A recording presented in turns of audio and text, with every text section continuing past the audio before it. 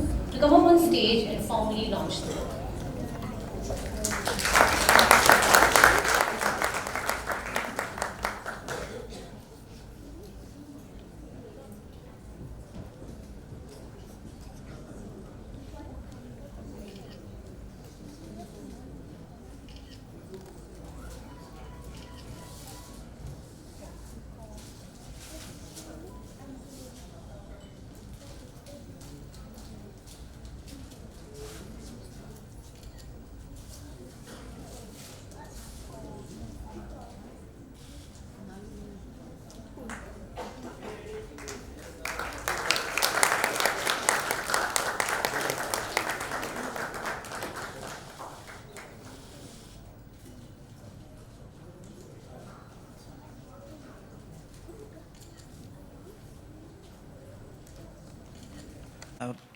Reading it gave me a complete picture of what Sridevi was. It's sad that we have to use the past tense for her. And I think that's one of the reasons Boni Kapoor didn't want to be here, because I think he's also held up in some work. But you can understand that his state of mind, that even after a few years have passed, he has not overcome the shock of losing someone who was so beautiful and so wonderful and lose her so early. So, Satya, let me start with you. Did you ever meet Sridevi? Good afternoon, everyone. Thank you for coming. Thank you, Anil sir. Thank you, Karan, for doing this. Extremely grateful. Yes, I did get to meet Sridevi once. I was fortunate. This happened in 2012 when she came to Delhi. I was a Delhiite till 2017. That's when I shifted to Bombay. So 2012 was when she was in Delhi promoting English Winglish. And I had been a part of the promotions, being a fan and being completely euphoric that she was making a comeback after 15 years. So I was in touch with Gauri and Balki, and I had kind of, as they say, I had latched on to the whole promotional campaign that do this, do that, it is a Sridevi comeback after all.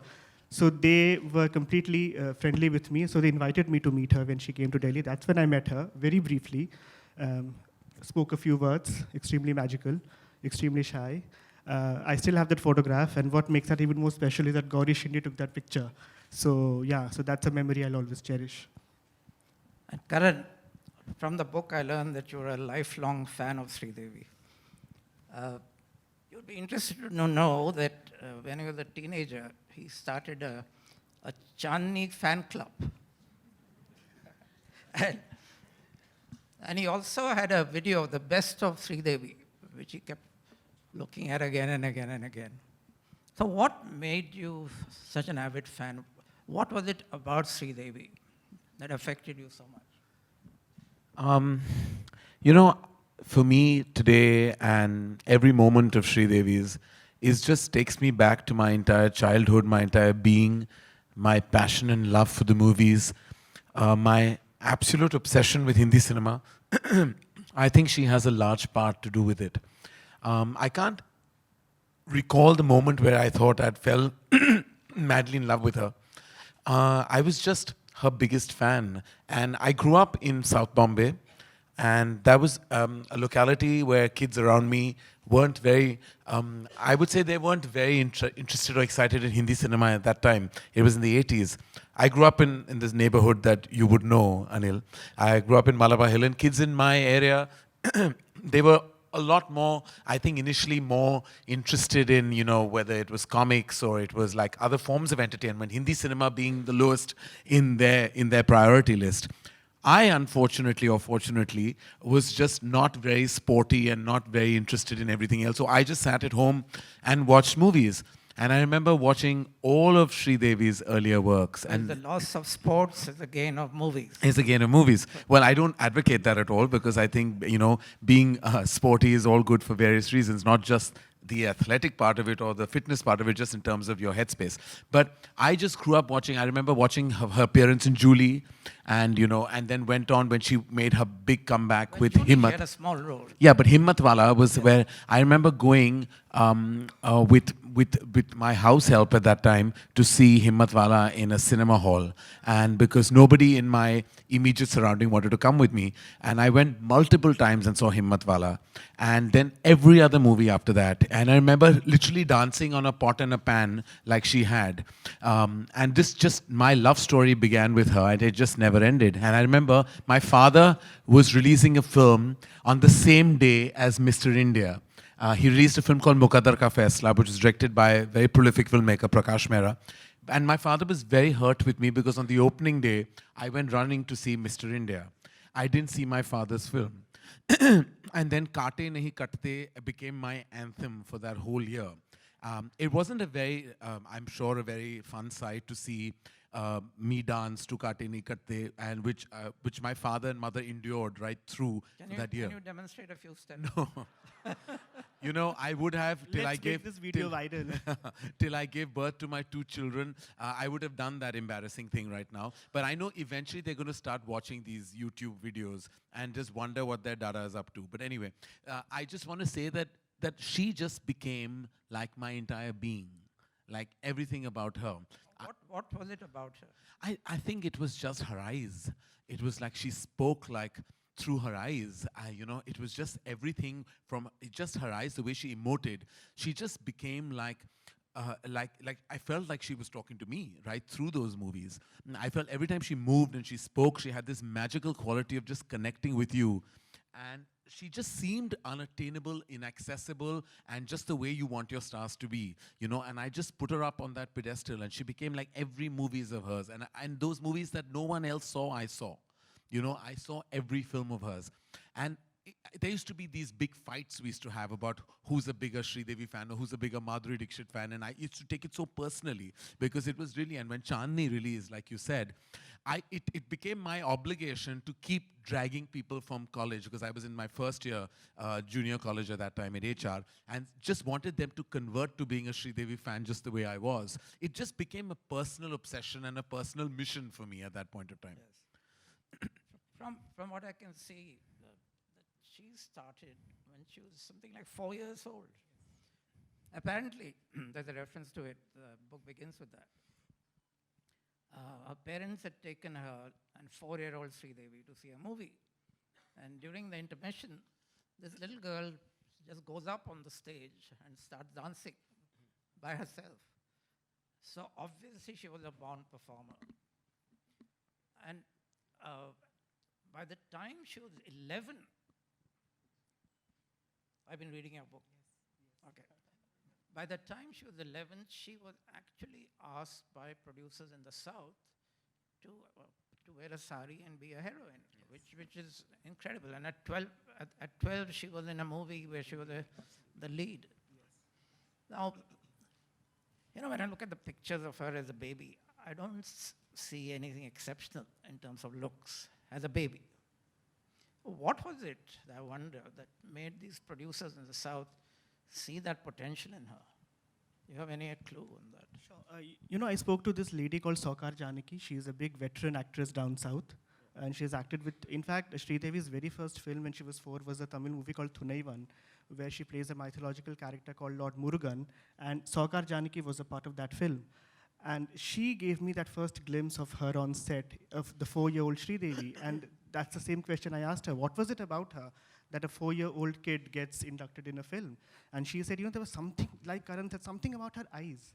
There's something about her eyes that she just drew you in. And she also had this inborn talent that she could follow directions very easily. Almost every director I've spoken to who have directed her as a child artist says she was very obedient, extremely obedient, and she could replicate what you did, what you showed her. And she could just absorb what you showed and produce exactly that, and even take it notches higher. You know, she was not an actress by education. She was an actress by observation, ever since she was a child. So she would observe. She was also one of the few actresses from the South who couldn't dance. Exactly, she was not trained. Not many people know she was not a trained dancer. In fact, I asked her, I remember, and of course I had the great fortune of knowing her. And I asked her, and I said, you know, when did you train in classical dance? And she said, sets have been my only training ground. Whether, she said, I'm not a trained Kathak dancer, trained Bharatnatyam dancer, I know nothing. I know how to dance in motion pictures, and that's what I've picked up on sets. And it's amazing because actually, if you see, it's not that her footwork was ever that bang on or correct. You know, if you see Madhuri Dixit's footwork, it's much more like correct and technically on point. But Sridevi's face danced. Her face danced, and that's what always matters in cinema. She danced for the camera. That's a lovely phrase, her face dance. You know, she danced for camera. She didn't dance for you to give her an award in classical dance. She danced to woo you and just make you appreciate just that expression that she brought to the table. That's why in my book I say that when Madhuri danced, we danced. When Sridevi danced, we watched. Because that is what she was doing. For Madhuri, dance was upasana. It is something very sacred for her. For Sridevi, it was upabhog, enjoyment. She was just enjoying herself on screen. But you know, the kind of life she led, starting so young and then becoming a lead actress at 12 and so on, she really didn't have any childhood at all. You refer to it in the book a bit, but I wonder what kind of deep psychological impact it had on her, because she had no childhood. Karan, any theories on that? I mean, I can't say that, you know, I know enough about her state of mind for me to understand what she went through, but I could see that for her world was the film set, was the movies, was not even the people in the movies, it was just her relationship with the camera, Anil.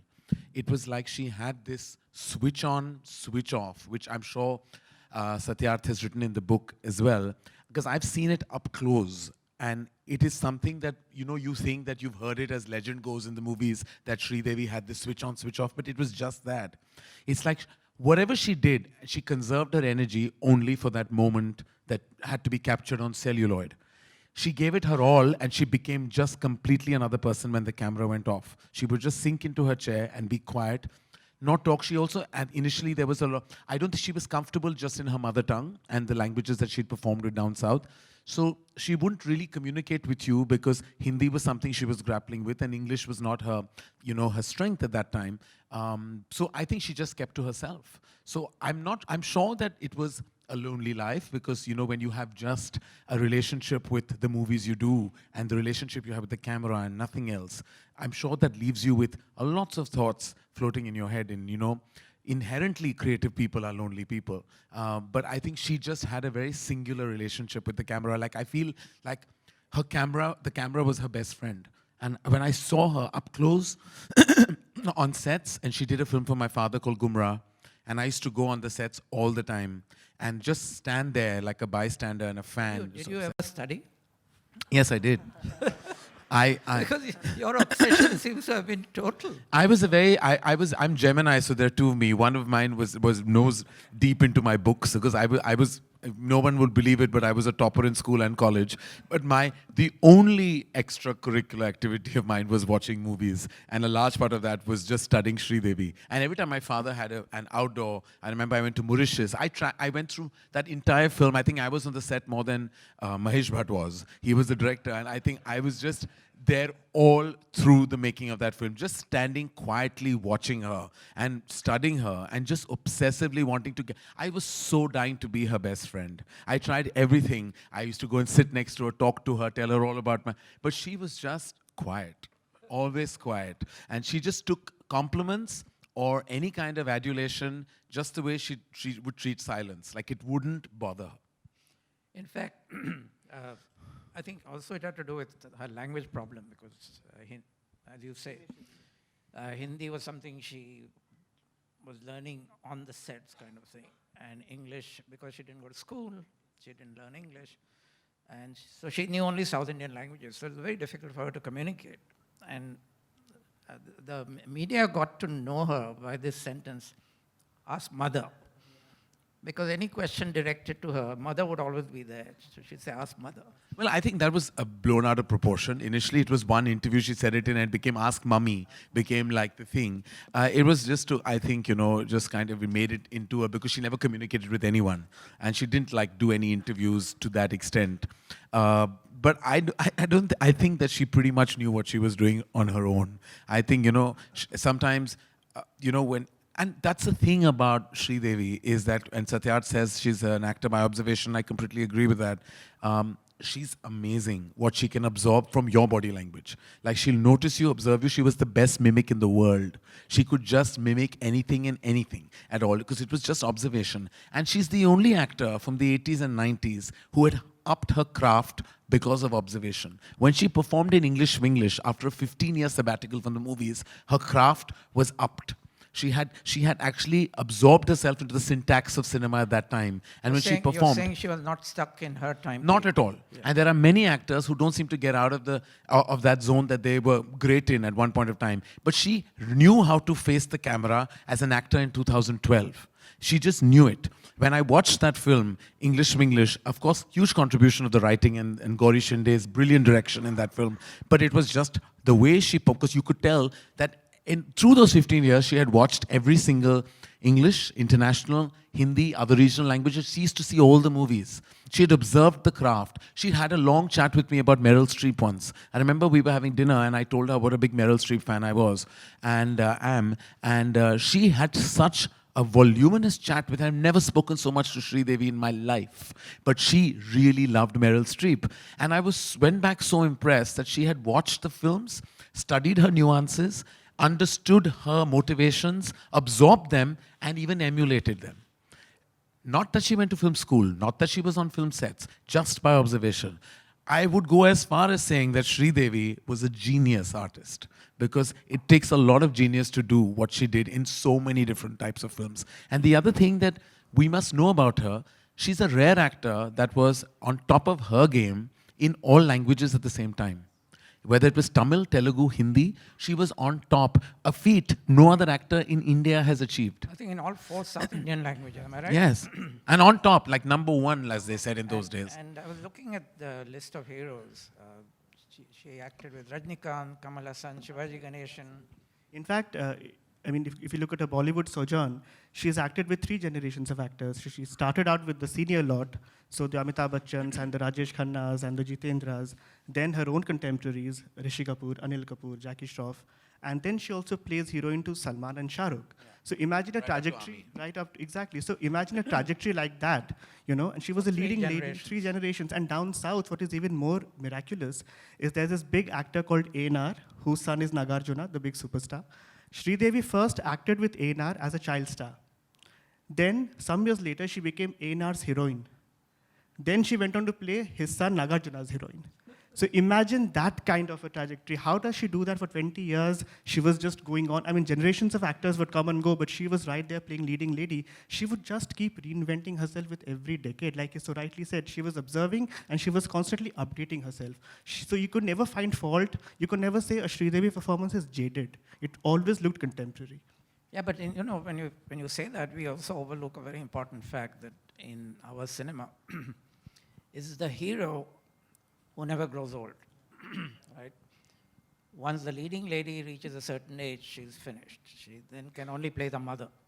I mean, I remember in which film this was, but Wahida Rahman playing the mother of Amitabh Bachchan, right? Do you know which film?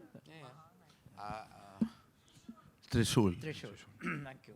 So, she managed to reverse that. And I think what comes out in her career is that she went against the grain of Indian cinema in that way. And I believe in Nagin, she became a symbol for transgender. Why, I haven't figured out. Well, a couple of reasons. First of all, you know, when you see Nagina, what is interesting is she plays a shape-shifting character. So she has these 2 selves. One is out there in the public, and one is this very deeply hidden self. That resonated with the LGBT community. For those who were still closeted, they found a screen icon who had these, and she was also like that off-screen. There was one public Sridevi, and there was a deeply private Sridevi. So that dichotomy for the LGBT community was a big, that they could identify with that. That was one aspect of it. Also, Sridevi was doing on screen what the heroes were doing. She had become the hero of the film with Nagina. If Amitabh was trouncing Amrish Puri in a film, so was Sridevi in Nagina. So she almost became this androgynous avatar on screen for them that they could relate to, that here is a woman who is battling patriarchy, because for LGBT, patriarchy, toxic masculinity is the biggest hurdle that they face. She was completely trouncing that, and she was giving out a message that just embrace yourself, be what you are. But how did she give that message, considering that she was so very I sexy? don't, She was so sexy. I don't think she knew any of this, by the way.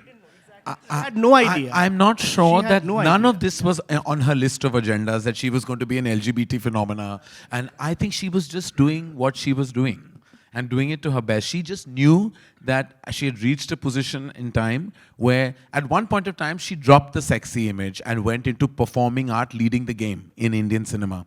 She stopped playing that card altogether. She Films like Lame and... no, even before that, where it was like, it started in the late 80s, from Mr. India onwards, actually. From 1987 onwards, she just became the lead force. It was not that she's a leading lead, she just became a lead force in a film. And she didn't do any film where she was not a lead force. Even in a film like Khuda Gawah, which was Mr. Bachchan's major cinema vehicle, she had an outstanding part, almost equal to him, if not larger, in that respect. No, but there's a story of Amitabh Bachchan that she refused to act with him. For how many years? Almost 5 years. 5 years. Because Amitabh Bachchan was the star everyone wanted to be with. And Sridevi refused. And what was the reason? She said, what will be there for me to do if Mr. Bachchan is on the screen? So basically, she didn't want to play second fiddle. And you must tell the story about Khuda Gawah. No, what is interesting is then how Amitabh got her on Khuda Gawah. I mean, because she had been anointed as the female Bachchan, and she was very sure that... Did she like that title, the female Bachchan? It's interesting. It was patronizing, staggering yet patronizing. So it's interesting what her thoughts must have been. But what that label takes a new meaning when she refused movies with him and saying that I'll not work with him unless I have an equally solid part. So for the producers, they had found a tall heroine opposite her, and she was not ready to act with him. So they were like, what do we do now? So when Khuda Gawah was being conceived, and Khuda Gawah, the kind of scale, the epic magnificence it had, it begged the presence of Sridevi in that film. It needed that combined wattage of her and Amitabh to make that film really work. So and Amitabh was like, how do I get her on board? Then an opportunity presented itself when those days, filmmakers would, show rushes of their films to the media. It was like we put out excerpts of a book. They would show rushes to the media. So Roop Ki Rani was being shot, and Boni and Satish, they did a screening of the song Dushman Dil Ka Jo Hai Mere from that movie, and they called the whole media to watch that song. And she is, of course, brilliant in that number. And Amitabh was present there, and he was floored by what he saw. He said, okay, now I have a chance to impress her. So the very next day, he sends a truckload of flowers to where Sridevi was shooting. He was probably inspired by Rishi Kapoor in Chandni, for all I know. And it was Mr. Pankaj Parashar's movie. He's right here. Thank you, sir, for being a part of this. And she was shooting this song, and the truck came, the carrier tilted, and rose petals fell on her. And she was obviously impressed. She said, okay, now this guy really wants me in the movie. I'll do it. But she set a condition. I'll do if you give me both the roles, the mother and the daughter. When had this happened? When had an Amitabh movie had a leading lady playing a double role? It was unprecedented, and the industry went in shock. What is she asking for? This will never happen. But it happened. And Khuda Gawah is also the only film where Amitabh shares the climax with the actress. He and Sridevi both kill the villain together. That has never happened in any Amitabh film. And the last 30 minutes or 20 minutes of Khuda Gawah, I believe, are the best part, one of the finest parts of Indian cinema in terms of mainstream Indian cinema. It's just that climax when she looks at him and while there's all destruction surrounding them and they're just walking towards each other. I think I've seen that climax about 50 times. I just went crazy every time she would just say, wo aayega, and then he just arrives and there's that music. And I think that the cinema buff in me just had I'm going to say a word that I shouldn't say, but anyway, everyone gets the point. Yeah, right. Which do you think is her best film? I mean, I've seen films of hers, and I think Pankaj is here, so I can say that Chalbaz, Chandni, Lamhe, there's so many of them. Mr. India, Khuda Gawah. I think these were the films that I've seen multiple times, but there are films that her performance in Sadma, even her performance in a film that maybe no one may have seen, but I've seen multiple times, a film called Tofa. She's just outstanding in so many of these movies. I loved her in English. I think it will be always considered one of her finest performances. She's just incredible, even when films are not incredible. She was always incredible. But if I can't just zero in on one, when you're a fan of this level, then it's very tough to just point out that one film, because it's been an experience for you watching every film. But her initial career was all about her ability to dance and be sexy, right? And I think people remember her dance numbers, the songs she portrayed on this screen. And from there, I think in the beginning she was considered not an actress. People like Jaya Prada were supposed to be better actresses. So when In did fact, this- there's a magazine quote that says, Jayaprada was the better actress, Sridevi was the bigger star. This is from 1983 from a magazine. So that was the initial perception. You're very right. what I found in your book was a lot of emphasis on who is number one, who was the number one actress. And you quoted a lot of the film magazines and so on. Now, I find this kind of obsession with number one a little unnecessary. Because surely, and Karan, what is your take on that? Surely it is important about what the actor, actress does, and not whether they're big at the box office or not. I mean, that totally is true, Anil, and that's true in any phase or any decade of Indian cinema. But these labels, I don't think are ever been given by the actors themselves. I think nobody has actually just walked on set and saying, I'm number one, and this is what I want. I think those labels were pretty much, there was a thing, there was this kind of slightly semi-cheesy tabloid magazine culture that had these big, forceful headlines. Now replaces, displaced, over, shattered, number one, not number one, off the ladder, up the ladder. All this was just terminology given by the media. It still is.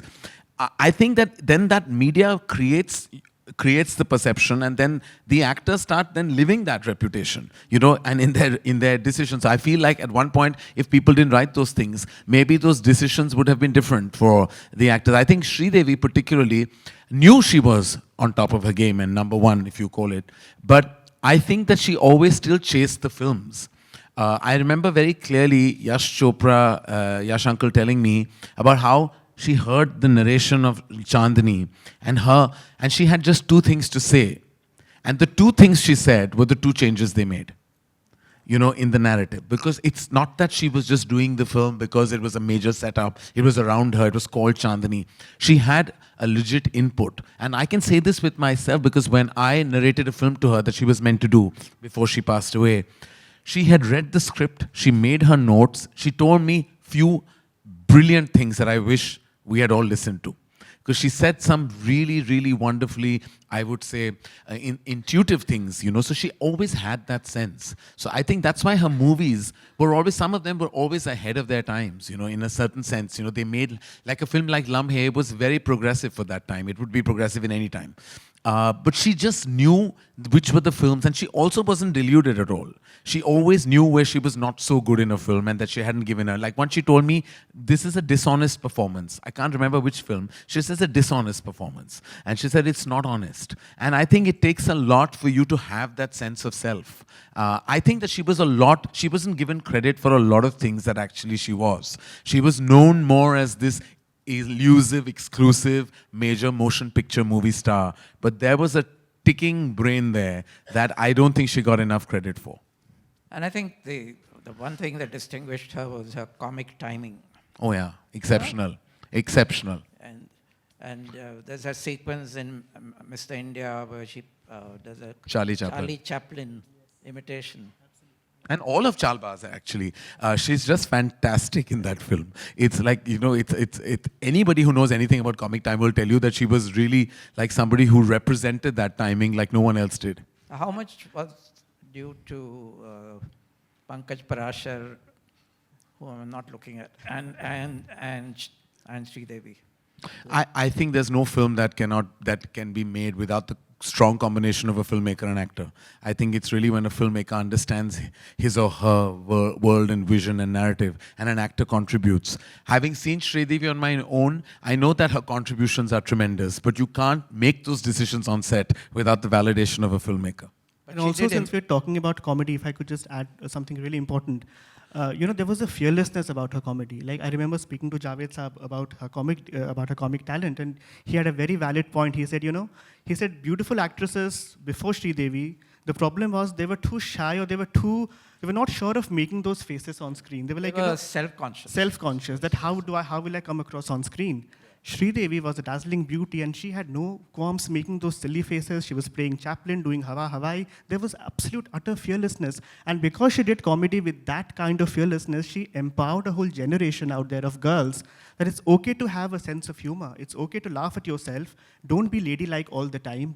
Don't have to be prim and proper. Just be who you are. Embrace yourself. Have fun. Respect yourself. Celebrate yourself. Do you think that Sridevi did something to a sari? Did something to? A sari. I think a sari did something to Sridevi. No, because I remember. So you know that there is I don't know if Satyarth has written this about the challenge that Shekhar Kapoor took up from Feroz Khan, where Feroz Khan had her in a yellow sari in a film called Jambaz, and he said, "I don't think I can make any woman look. Nobody can make Sridevi look as beautiful and as beautifully sexy as she's looked in my film." And Shekhar Kapoor took up that challenge, and Mr. India with Kaate Nahi Karte, I think is like the benchmark of sexy in cinema. I think Yash Chopra also put her in a chiffon sari. But Yash Chopra, chiffon sari was a big part of his cinema DNA. But vis-a-vis just complete beauteousness and aesthetic, the way, the visuality, if you go about how Kaate Nahi Karte is shot, it's so amazingly sexy with such strong aesthetic. It's done in an immensely credible way. Like, nowhere do you feel like at all like, squirmish, or you feel like cringy watching it. It's just stunningly sexy, that song. And I think he completely took up that competition and really aced it. I think he won that game for sure. Also, what is interesting is you bring up the sari. When she was playing her leading lady at the age of 13 in a Tamil movie called Mundru Mudichu, directed by K. Balachandar, Rajnikant told me this episode that she had no idea how to drape that fucking thing. And she was like, the director had a terrible temper, and he came, "What the hell, we are waiting for you, what is going on?" He said, "Sir, I don't know how to wear this." A 13-year-old. So imagine from that, she goes on to become an icon for the sari. How does that happen? That only Sridevi could have done that. Yeah. In the combination of innocence and sexiness, which I think she had, right? The one person I can think of is Marilyn Monroe, perhaps. Yeah. Very, very innocent kind of face, and as if the face doesn't know what the body is doing, virtually. Yeah. And I think that's what I see of Sridevi. Now, Karan, as a director, you handle a lot of actors. What distinguishes a great actor from a good actor? Immediate instinct. I think a good actor has instinct, but it takes a while for it to unravel. It comes over a period of time. It probably you find that instinct in a character on a film at some point of time during the film. A great actor has immediate instinct about what to do and what not to do, and how to kind of adapt your body language or say the dialogue in a certain way, or maybe sit or stand in a scene, or just adapt to the surrounding in a way that is so in tune with the character and the film. I think that's what I believe separates a great actor. And all the great actors I worked with, they have solid immediate instincts. And all the good actors I worked with, I find that instincts are a tad delayed. So, is a director almost superfluous with a great actor? Well, I think it's almost like a great actor exercises his or her immediate instinct, and a good director understands the importance of that decision, and doesn't come in the way of it. I think sometimes when you are a solid filmmaker, you also very set in the way of your narrative. You know, you're so entrenched with your narrative that sometimes you don't understand when somebody's done something that may be outside of the, you know, of the narrative or outside of the scene or the moment. It may not immediately agree with you in your head, but you should understand the importance of what it can do for your film. You know, and that is when you kind of agree with that immediate instinct of a solid actor and go with it as opposed to coming in the way. Because many a time I've seen that happen as a producer myself. I've seen that sometimes an actor has taken a very sharp decision and a director has come in the way of that and actually grabbed that scene or that moment from some kind of genius because of it. Tell me, this film you were going to do with Sridevi,